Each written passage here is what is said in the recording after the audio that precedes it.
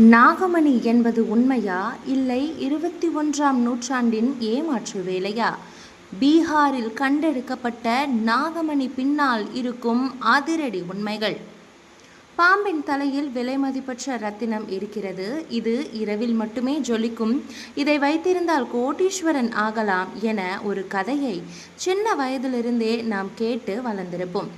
இப்போது பீகார் மாநிலம் முசாபர்பூரில் அதே போன்ற ஒரு சம்பவம் நடந்திருப்பதாக தகவல் பரவி மக்கள் கூட்டம் கூட்டமாக சென்று அந்த நாகமணியை வழிபட தொடங்கியுள்ளனர். ஆனால் இதில் மறைந்திருக்கும் உண்மை என்ன? விரிவாக பார்க்கலாம்.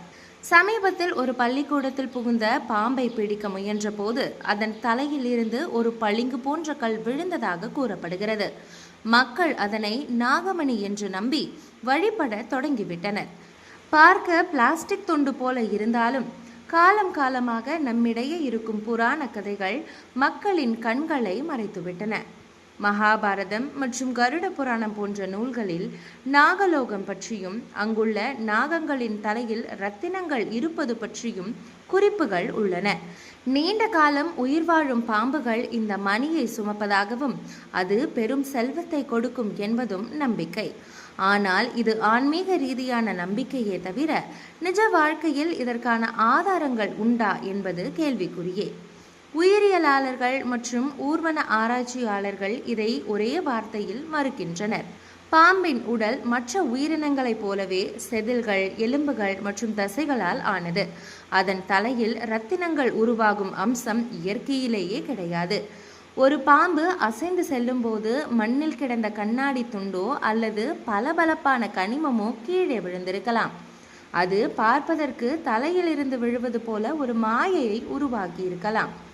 நாகமணி இருப்பதாக கூறி ரசாயனம் பூசப்பட்ட கற்களை காட்டி ஏழை மக்களிடம் பல லட்சக்கணக்கான ரூபாயை மோசடி செய்யும் கும்பல்கள் இன்றளவிலும் உலவுகின்றன. பாம்புகளை கொன்று அதன் தலையில் அறுவை சிகிச்சை செய்து செயற்கை கற்களை வைத்து மக்களை ஏமாற்றும் கொடூரங்களும் நடக்கின்றன.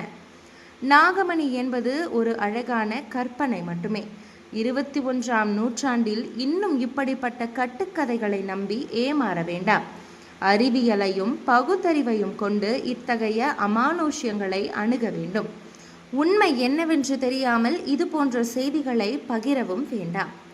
பீகாரில் நாகமணி கண்டெடுக்கப்பட்டதாக வந்த செய்தி முற்றிலும் போலியானது. இயற்கையிலேயே நாகமணி நாகத்திற்கு உருவாக்கும் சக்தி கிடையாது. இது போன்ற போலி செய்திகளை நம்ப வேண்டாம். இப்படி ஒரு கட்டுக்கதை பற்றி நீங்கள் என்ன நினைக்கிறீங்க அப்படின்றத கமெண்ட்டில் சொல்லுங்கள்.